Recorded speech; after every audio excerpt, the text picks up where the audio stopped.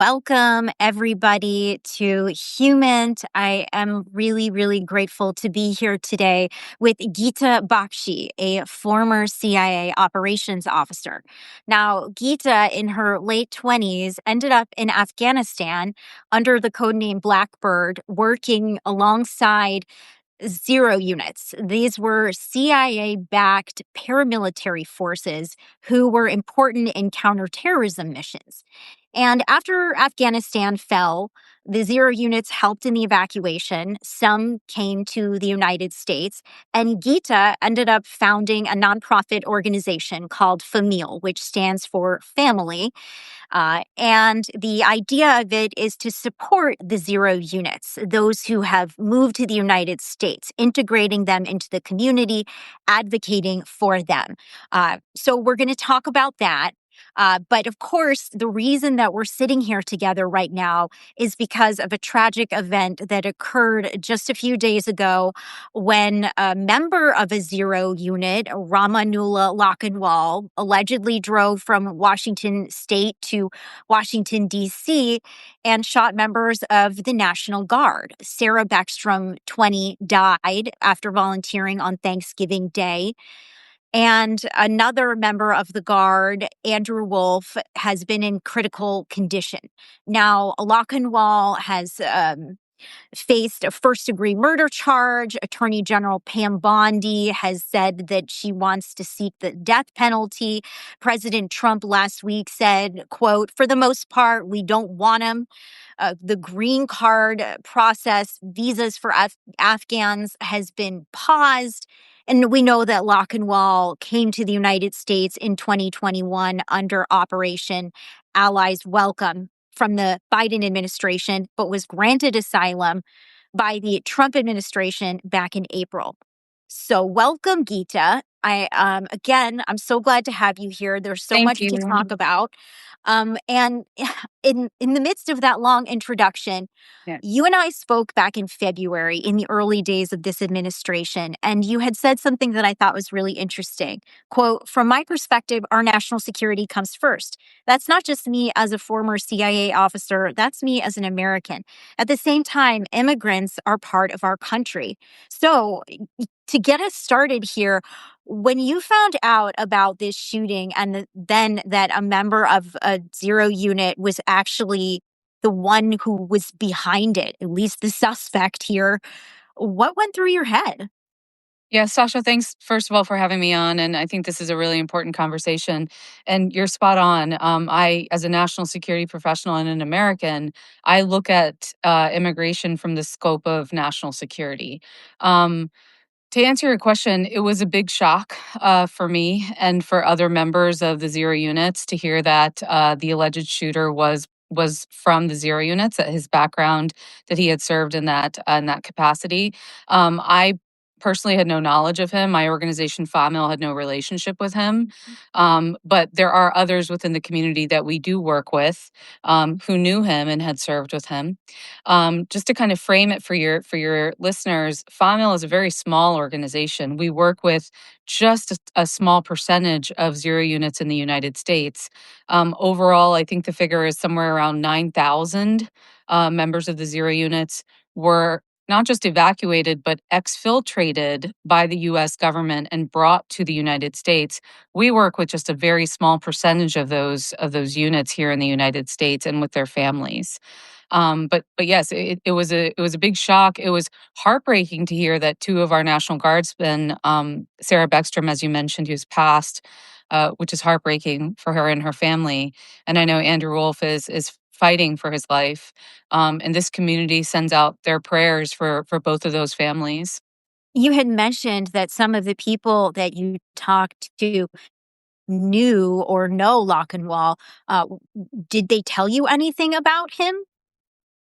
Anybody that knew Luckenwall or that knew of him, first of all, because obviously it's an ongoing investigation. I think we're doing our best to support FBI in this investigation. They're obviously doing a very thorough job, but in general, his actions are a complete deviation from what the U.S. government's history has been with these units. And we can get into some of that. Yeah. It was also heartbreaking for other members of the Zero units who took a lot of pride and honor in protecting Americans, and to think that anyone, not just somebody from the units, but that anyone could do such a heinous and violent thing was just heartbreaking for the community. So we've had a couple days to have this situation develop, and it's now been reported widely that he was struggling with mental illness. The Rolling Stone also got in touch with people who knew him, who said that he had been isolated from the Afghan community in Washington state, as well as under financial pressure to support his family. And what they said was that they actually saw messages that he had posted to a CIA representative. And the post, quote, went unanswered and was deleted by the chat's administrator. Does the CIA have an obligation to take care of them? And, when we think about mental health, Yeah. you- in this conversation, where does that take us? Yeah. I can't speak for the CIA's role. Obviously, I'm not there anymore, but I could say in general, and this is why Famil exists, I think it's in our own country's best interest. I mean, these are folks that are loyal to America. They love America. They've more than proven themselves as very dedicated to the United States and to our safety.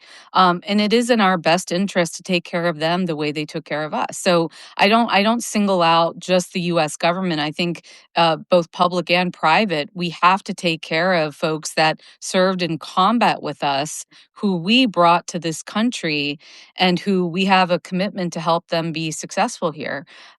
Mental health, as you know, and again, we can get into this, but mental health for folks that served in combat is a very serious issue. And this is a community that they didn't deploy in and out of Afghanistan.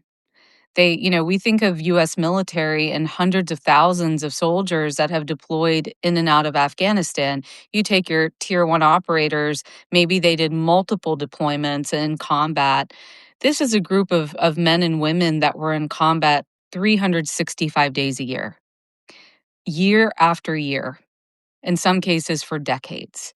That type of experience, being on the battlefield in this intense combat, it's something that these folks as combat veterans also struggle with, then the physical and invisible scars from that war.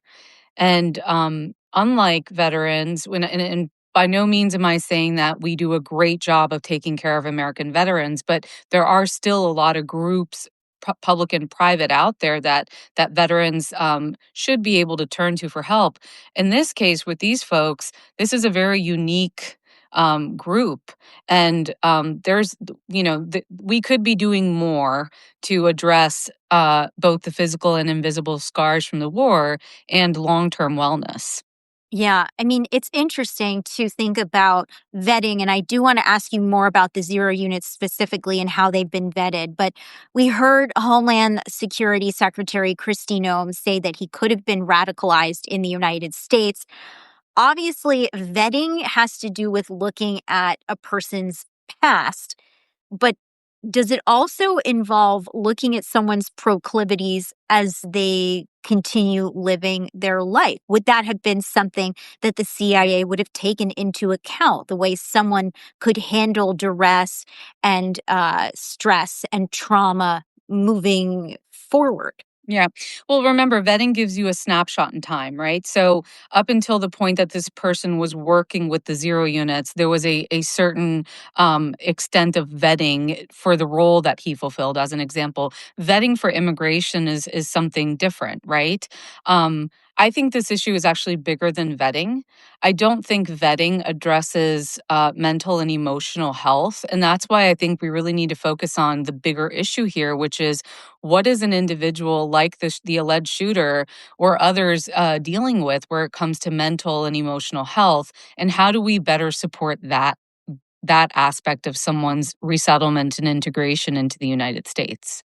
Yeah, it seems like the decision to put more National Guard troops in Washington after this incident, when it wasn't someone from DC who was behind this, was a question mark in my head.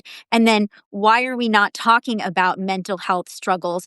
And although I know that this administration wants to be tough on immigration, if it were true that he suffered a breakdown or became radicalized from a lack of support, should we not then also look at the way that these zero unit members and others who come in all different kinds of ways, what kind of support they receive? Questions that entered into my mind as the situation has played out.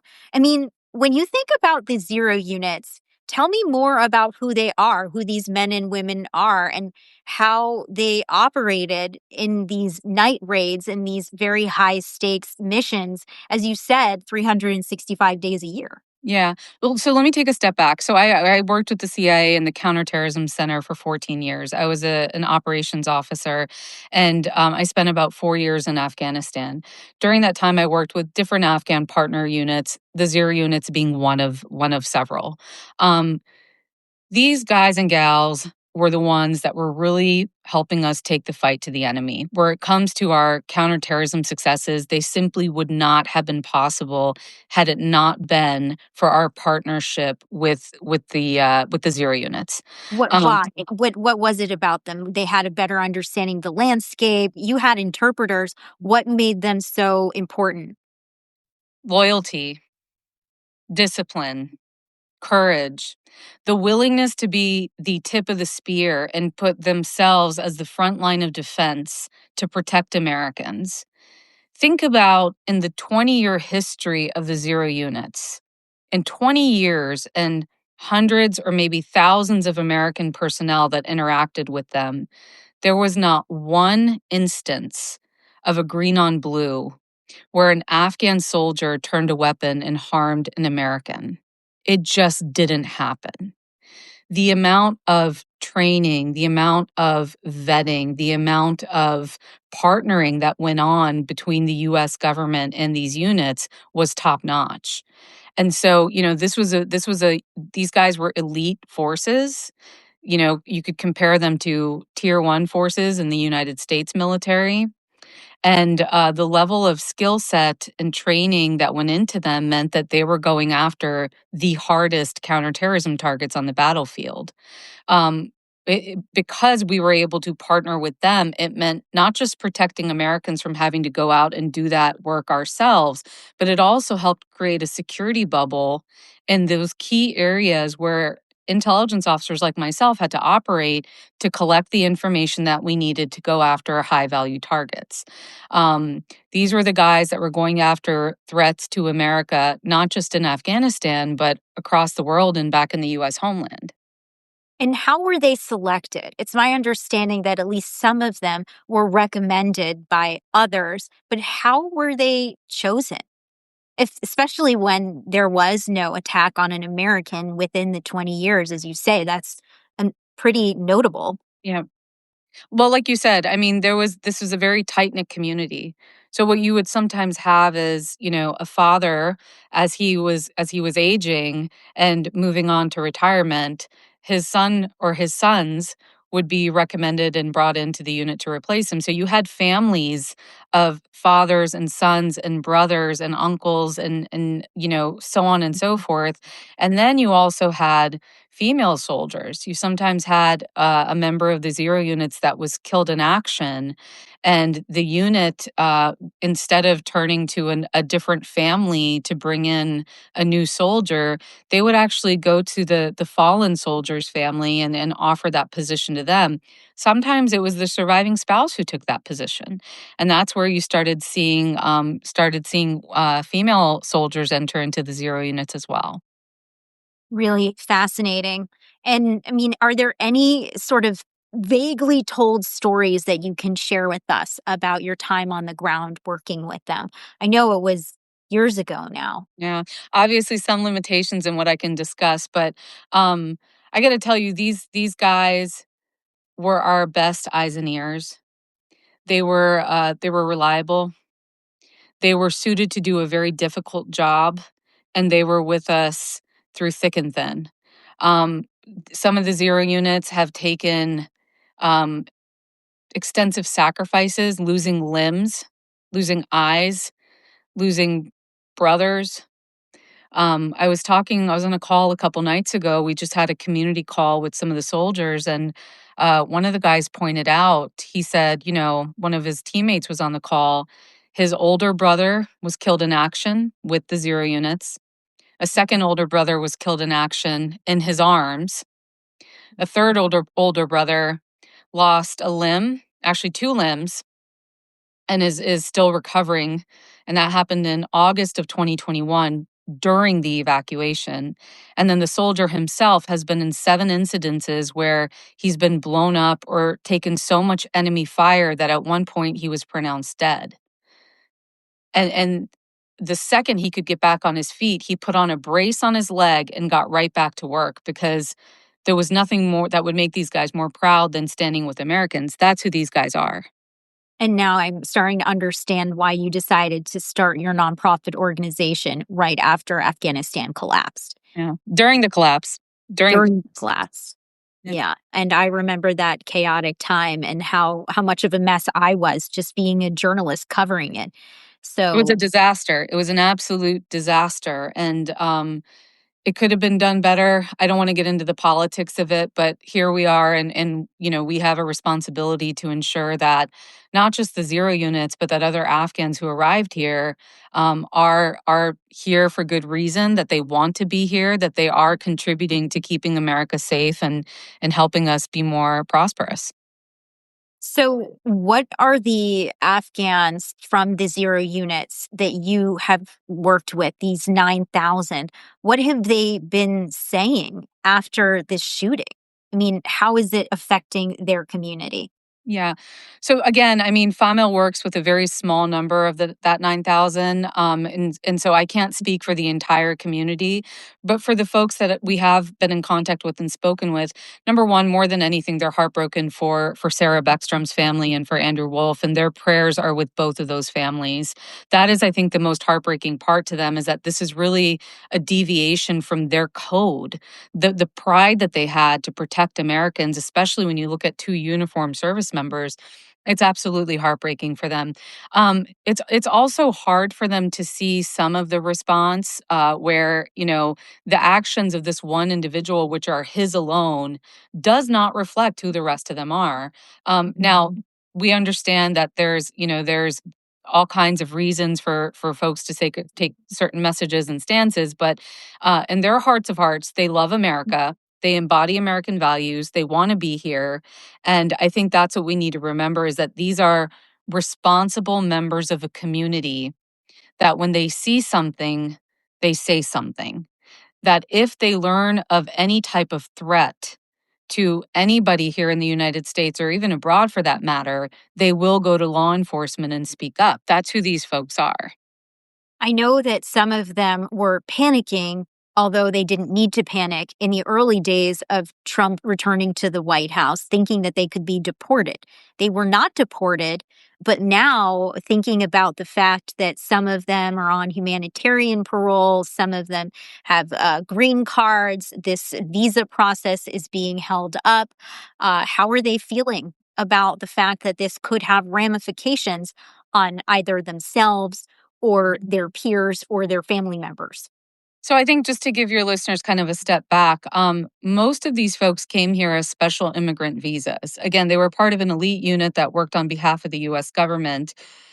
So most of them are eligible for that special immigrant visa. Now, unfortunately, in the previous administration, a lot of their paperwork was just sitting in backlog. Um, why? I had conversations with the previous administration, and the focus was, and this is kind of our understanding, was the focus is we need to get more Afghans out of Afghanistan. The folks that are here in the U.S. will eventually be processed. What that caused is quite a delay in paperwork processing that now the Trump administration had to inherit. So yes, you're right. Early this year, I think when you and I first spoke, a lot of the folks from the zero units who were still waiting for their immigration cases to be processed were a little unsure of what would happen. Since that time, we have made significant progress working with folks in the Trump in the Trump administration and helping them understand what is going on in terms of these SIV delays, and then offering, potential recommendations and hearing from the Trump administration what needed to be done to get these cases moving again. I actually think this administration has done a pretty good job of addressing that SIV backlog. And again, looking at vetting, looking at, do we need to make changes? Do we need to improve things? They've been pretty proactive in doing that. Since the time you and I spoke early this year until now, you'll be pleased to hear there's actually a significant number of zero units who have processed through the immigration process successfully. There's still work to be done, and of course, in the aftermath of the shooting, I think folks are kind of taking a pause, and there is concern what will happen. But we'll get to that as hopefully as we move forward. Yeah. And of course, Trump's former national security advisor, the U.S. ambassador to the UN, Mike Waltz, he is a big fan of zero units, saying, quote, if anybody deserves to be here, it's the Afghans who stood alongside us against terrorism. But we also saw CIA Director John Ratcliffe make a very different comment. Quote, this individual, referring to Lakanwal, and so many others should have never been allowed to come here.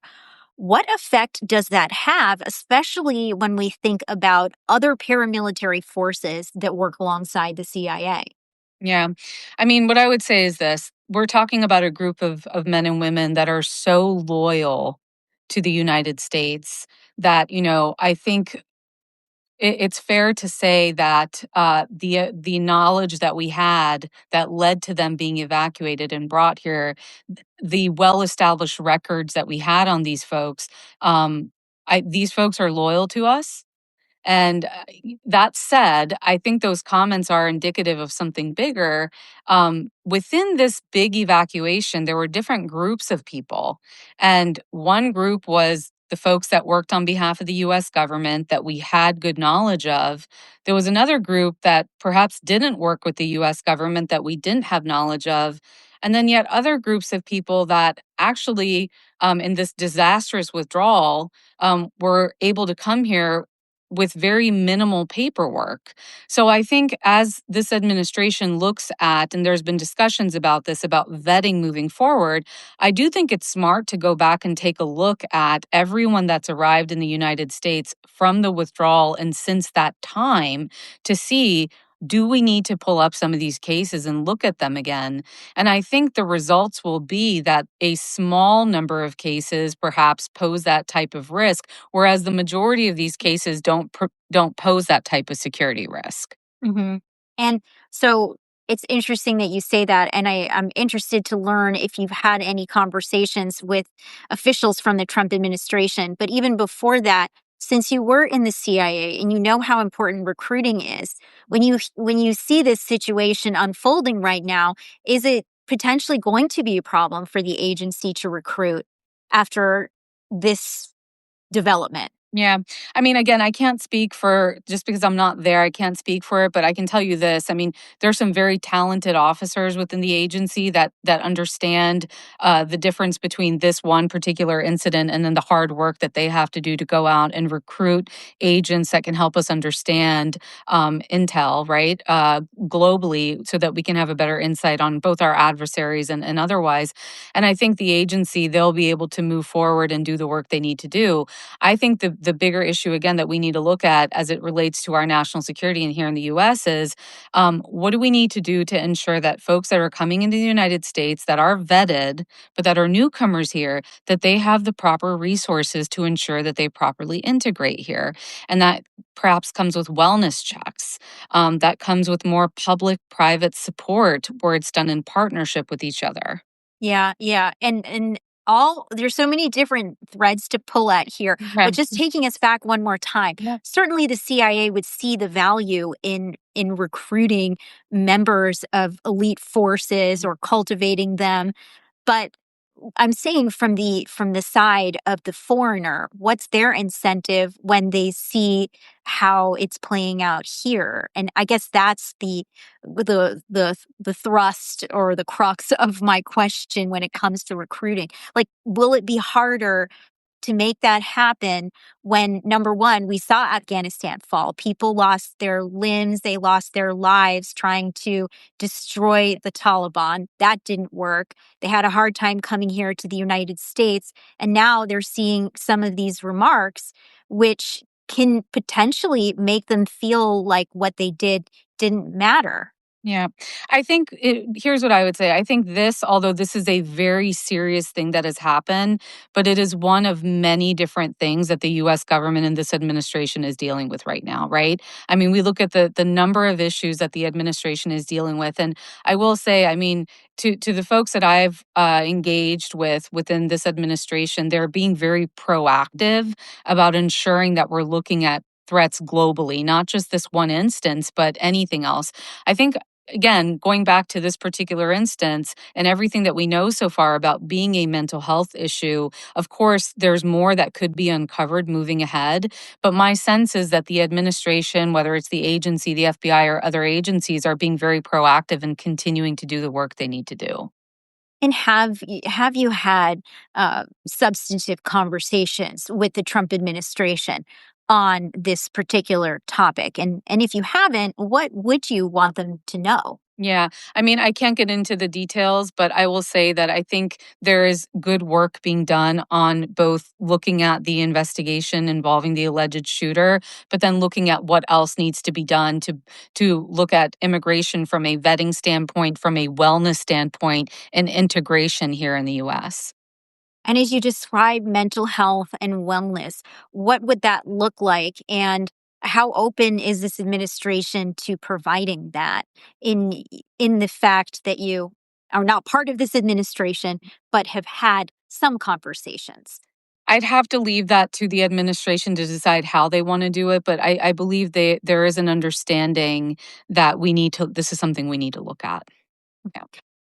You know, we talked about how thousands of zero units have come to the United States, members of the zero units, I should say, but there are still many who are stuck in Afghanistan. Do you have a sense of how many remain in the country? Yeah, I don't have an exact number. What I can tell you is this: for folks that are here from within the zero units, there's thousands of them whose spouses and children were left behind, just given how disastrous the withdrawal was and how quickly things had to move. Some families could not be moved from these outlying provinces to Kabul at the right time. And so thousands of our folks here are separated from spouses and children back home. That is something that we are also working with this administration to address. In fact, we've had some very successful family reunifications over the past few months of those special immigrant visa cases, right? So, special immigrant visa, it's Afghans who worked on behalf of the US government. Once they've gone through vetting and they've applied for and successfully gotten their green cards, they can then go in and sponsor their spouses and children for visas to come to the US. So that's something that I think we have to look at and address moving forward, because you're dealing with families that are separated, and it's not an easy situation. Again, when we talk about wellness, we want to make sure that families are reunited. In terms of zero units left behind, I don't know the exact number. I think there were some that were, because of being on leave or not being able to get to Kabul, there were some that were left behind, and I believe efforts have been made over the past couple of years to try to identify who those people are and if they are eligible for immigration to the US. And I think that's key, right? Going back to that, the eligibility has to be there to for them to meet the threshold to immigrate here. Yeah, I remember I got a really haunting text from somebody maybe about 6 months or a year into the US evacuation. The person identified himself with a letter K, just K, and said that he worked with the CIA, but he didn't know anybody's name and he didn't have any paperwork. And there was no way for him to even show his eligibility. And I didn't know how to help him. And I still think about him sometimes and wonder what happened to him. it makes me sad that I couldn't help him in any way. And, it's one of the limitations I think I have as a journalist in covering this. But the Taliban knows the identity of many of these members of the Zero units, and they have executed them in the past. Is that still happening? I know that you and I, when we spoke in February, you said that the Taliban can basically charge whatever price they want for a passport at any given time, which is its own obstacle. But just in terms of the safety of people who are still in Afghanistan right now. I think there's a lot of coverage on this, on Taliban targeting of former Afghan security forces, and the Zero units are no exception to that. Although, about 9,000 of them were evacuated and brought to the U.S. Now, I think where it comes to Afghan security forces that were left behind, there's countless examples that have been well covered in the media. I'm not the expert on it, to be very honest with you, but I think there has been some pretty significant studies done on the Taliban targeting former Afghan security forces. And I think it's something that as we look at what the Taliban regime looks like now, they're still categorized as a terrorist organization. What does that mean? I mean, do we need to start looking at them and from perhaps more, from a different perspective? And are they involved in targeting former Afghan partners? Are they looking at to do worse? And I think it's something that the U.S. government and the intel community needs to take a hard look at. Yeah, I mean, the U.S. has also shared intelligence with the Taliban when it comes to fighting ISIS, for example. How does that sit with you?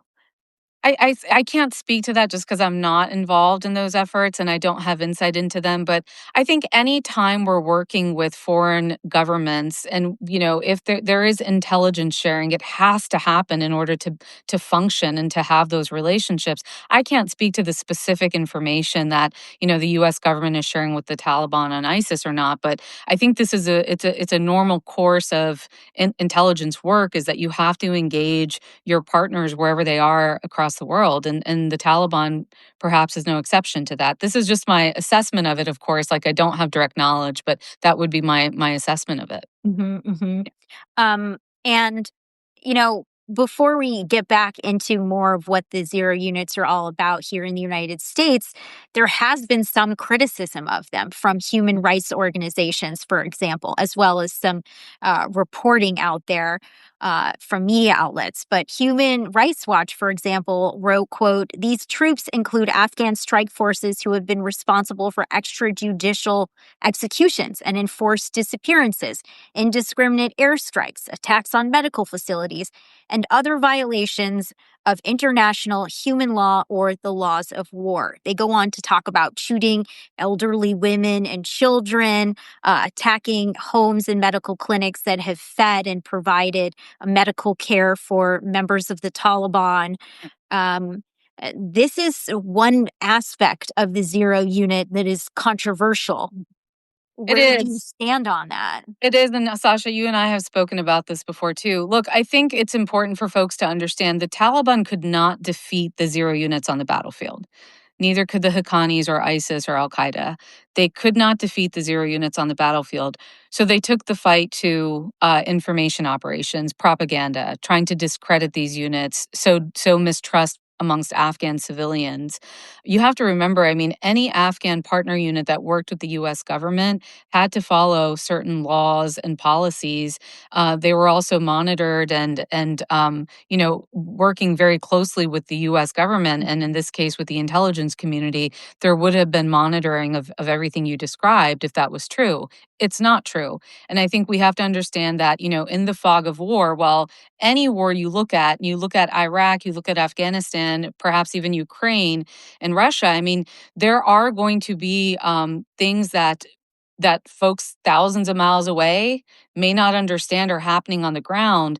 I don't think it's fair for us to play, Monday morning quarterback and say what should have happened and what didn't happen. And certainly U.S. operators are also involved in that fog of war. Mistakes can happen. Mistakes do happen.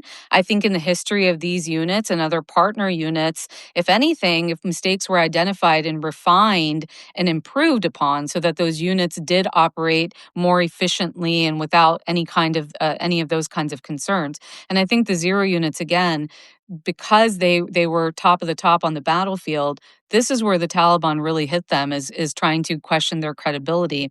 And unfortunately, I think that took the Taliban was successful there because this is why we're talking about it.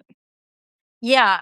I mean, but would a person from Human Rights Watch or a journalist from ProPublica, which did some reporting on this, would they not be able to identify that this is Taliban propaganda? Is it so hard to obscure its origins and then identify that this is where it comes from? I mean, Yeah. certainly I see ProPublica as being a very strong media outlet that has shed light on a lot of Yeah. things. I could not disagree more. I saw the ProPublica piece that you're referencing, and again, I can't get into details, but having certain knowledge of places and events, I question that ProPublic article, and I would rather not even get into it. But I can tell you this: what the Taliban did successfully, though, is they convinced enough civilians to discredit. So it's not just recognizing the propaganda; it's when you've made civilians believe a certain thing and it becomes that night terror, right? It's like, growing up as a kid, I'd always look under my bed because it was just in my head that there's something under your bed. When you get to innocent civilians and you convince them that there's going to be these monsters that come in the middle of the night and they're going to do XYZ, I mean, also realize that civilians don't always know that the person they're sharing their villages with include members of extremist groups. And so there's a big, misconception or misunderstanding between what the zero units operations were and what the Taliban propaganda against them looked like. There's also something to be said for the fact that once you reach that level of a local, when a child or an elderly person is saying, "This happened to me," and they're so convinced, then of course it also pulls at heartstrings. And Absolutely. so that was Absolutely. interesting to think that that was a tactic you're saying that the Taliban used Yeah. to try to discredit zero Yeah. units. And think about it. How much subject matter expertise does someone have who's never worked in Afghanistan, who shows up there for the first time and then starts talking to a bunch of, civilians who've been impacted by war? And again, perhaps not everybody knows who your neighbor is. For that, kind of propaganda to take form, but then make it into articles like ProPublica, to me, is just, it's complete misinformation. What do the people that you talk to through your organization say about that thread? You mean who? The Afghans, the zero units? Yeah. I think everybody knows. Everybody in the units knows how closely monitored and disciplined these operations were, and I think the real truth is out there. I think these stories, like what you described, are just threads. And Mhm. I think what we need to focus on is the fact that this was a unit that was highly capable, that went after some of the hardest targets for the United States, and that was extremely successful over 20 years of war. Hence why so many of them were evacuated here, because they worked on behalf of the US government. They took tremendous risk in doing the work that they did, and they were found to be eligible for the SIV program. And what are they doing here? It's my understanding that they aren't necessarily just taking an average job. They're still wanting to protect the United States and work with Americans, whether it be in the military or in the government and three-letter agencies. Uh, Folks from this community, again, Famil works with a part of this community. We have found our partners to be very responsible in the kind of work that they want to do. They're paying taxes, their children are in school, spouses are learning English or working or learning how to drive. The amount of opportunities that these families have received here, they're so grateful for it. I mentioned the other night I was on a community call with some of the folks from the community, and they have so much love for what America, the opportunities America has given them here.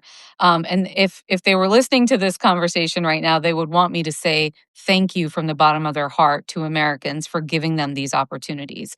Mhm. Our folks are doing all kinds of jobs. Our folks, some of them are joining security, law enforcement, giving back to their communities by helping keep their communities safe. Some of them are studying, they're getting into the medical field. Some of them are in logistics, they've opened their own businesses.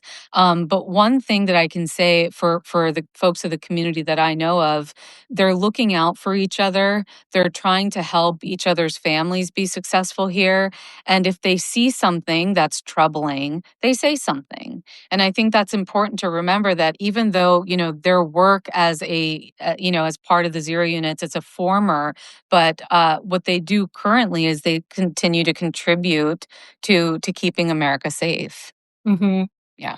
Yeah, I mean, there were members of Lakanwal's circle who seemed to be very worried about him, but I don't think that they understood just how far he would go, even though I've read that he went missing for periods of time. He was prone to these almost emotional chasms is maybe the word for it. Um, but it's so tragic. I guess yeah, if you wanna say anything more on that. I mean, I think, as we learn more through FBI's investigation, I think that more information will come out. I know there's been comments there about mental health, and I think that's something that's really serious and that we need to look at. Some of the other information, the question of radicalization, or the question of something that came up yesterday, and a lot of people were sending me, was the question of whether he could potentially have been under duress. Again, I think all of that information will eventually come out, and I hope to see the evidence of it. So, see what we can learn from this. If this is truly an issue of a mental breakdown, what can we learn from it? And what if we learned? Let's also look at cases of veterans, American veterans, that have had such type of distress or mental breakdowns that have resulted in violence. What have we learned from those incidences? How do we take some of these lessons learned and apply them moving forward to protect this community, to protect the American communities in which they're living, and to ensure nothing like this happens again? That's a good question. Yeah. And what about the value of counterterrorism that they could continue to provide when we no longer have a presence in Afghanistan? Yeah, you're 100%. I mean, these guys know terrorism because they fought it. They love America, they hate terrorists, and we can learn a lot from them. To present day, I mean, who knows Afghanistan-based terrorist groups better than the folks that were fighting it, American and Afghan, right? So you're absolutely right. This is a national security asset for our country and for our administration. I wonder how much they are being tapped for that. I'll also say that I interviewed Ahmad Massoud, who is the commander of the National Resistance Front, which is the sole opposition right now, really, in Afghanistan trying to fight the Taliban, as well as trying to go after other terrorist groups. And I remember this was earlier on in the year. He talked about how the Taliban really wasn't prioritizing trying to degrade ISIS, and that this area is again becoming a breeding ground for terrorism. Yeah, I mean, I think we have to look at Afghanistan now and the fact that we don't have a U.S. presence there. How much insight do we really have into what's going on there? How much do we know about terrorist safe havens there? How much do we know about these supposed resistance and what they're doing? I mean, I've heard of the NRF. AFF is another group that you may have heard of, Afghan Freedom Front. But I think because we don't have a presence there, it's limited in terms of how much knowledge we can really have. It doesn't mean that we don't have any. And I'm confident that the IC is looking at Afghanistan and how to collect intelligence there. But obviously, having a presence on the ground gives you an advantage, that you can't recreate over the horizon. So, are you worried about what's happening in Afghanistan, or as a counterterrorism expert yourself? hmm Yeah, I mean, I've kept an eye on Afghanistan, obviously, over the past couple of years since the withdrawal. I do think the Taliban is not. Think about the Afghan government that was in place while the U.S. was on the ground. You had a young Afghan government that had 20 years to mature, and even then, it was still work. It was still growing. It was still developing. There were still lessons being learned. Now you have the Taliban in place. They don't have the capabilities and the skills that the government before them developed over 20 years. It's concerning. I mean, you look at what this former safe haven was and how Afghan civilians are potentially caught in the middle once again of this being under a Taliban regime where we've seen what's happened with women's schools. We've seen what's happened with women being able to work. There is a concern that the Taliban is focusing on radicalization within their own country. Those are all things that we should be worried about. If you don't have an economically successful Afghanistan where people are thriving, if you don't have an Afghanistan where people are getting an education, men and women, boys and girls, then what direction is Afghanistan heading into? And I'm not saying that from a necessarily a nation building perspective. I'm saying that from US national security perspective. In your talking with members of the Zero units, do any of them express any desire to go back, considering the circumstances right now? Would they ever go back?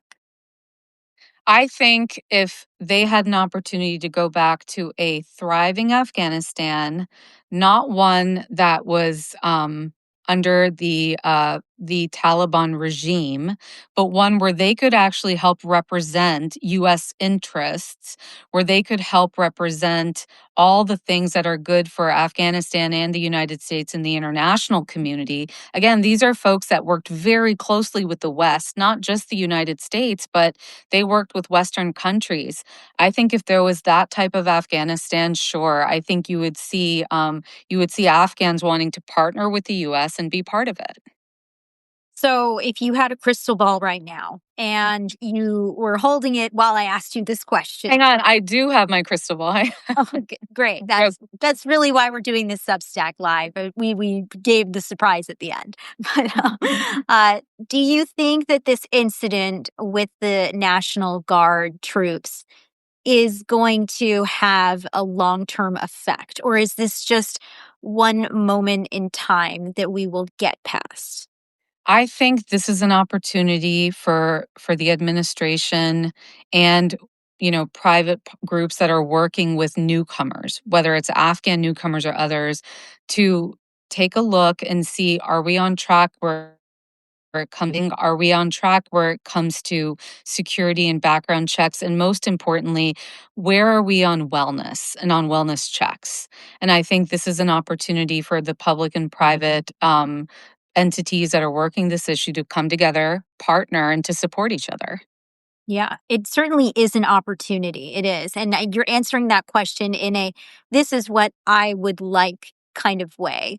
But if we take away the aspirational aspect of it, do you see this incident as having an effect on the zero units in the US currently, the ones who are on their way to the United States in aspiration themselves? Uh, is this something that will be concerning to you a year, 2 years from now, do you think? I'm obviously very, very involved in this effort. And I hope, again, I know you said let's not say hope, but I hope this doesn't have that type of long term impact because there are important things that we need to do. We need to address Afghans that are in the United States, whether those cases need to be reviewed, additional background checks need to be done.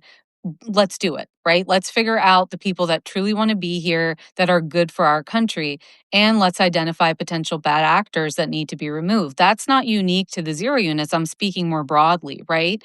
Um, it's hard to predict the future. I don't have my crystal ball, so I really can't say. But I think that the folks that are looking at this are looking at it proactively, and I expect that we'll know more in the coming weeks. Hmm. Yeah. So, what are you looking out for, and what did I not ask you that we should be talking about right now, Geeta? I've enjoyed this conversation so much. I can't think of anything we haven't talked about, but I would just say the one thing that I would leave to your audience and to folks that are listening in is um, there's Afghans that love America. They embody American values. They're proud to be part of this country. They're proud to fly U.S. flags in their home, and they want to be here. And those are the ones that we should be looking at as future US citizens, as people that can do good in this country and that are doing good in this country.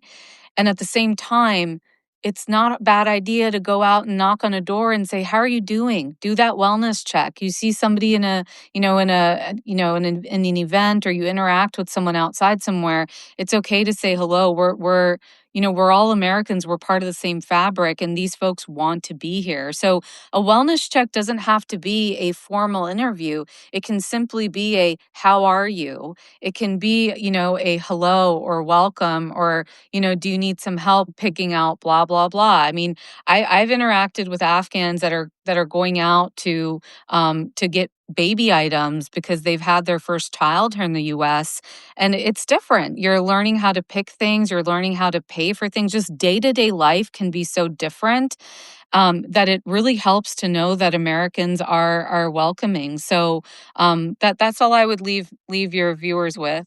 So that, unfortunately for you, that brought me to another question. So, Please. um, as we think about wellness, we're also talking about people who come from a very different culture. Correct. How likely would a man who has been serving in an elite unit Yeah. be to say, "I'm struggling, I need help right now"? This is Um, super important, and I'll tell you a very small anecdote. Um, when the withdrawal first happened, and you had tens of thousands of Afghans show up at Dulles Airport and different airports across the country, and then they started going out to the U.S. military bases. Excuse me. Famil ended up at one of the bases in Virginia known as Fort Pickett.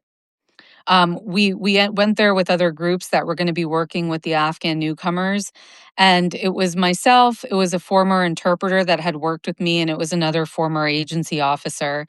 And when we arrived there, the word of our arrival spread so quickly amongst the zero unit community that within 10 minutes, a tent that had maybe 10 people in it was filled with about 200.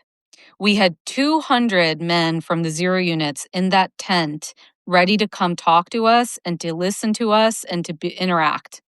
And it was because there was an automatic knowledge and trust. There was a shared experience there between some of us in that room.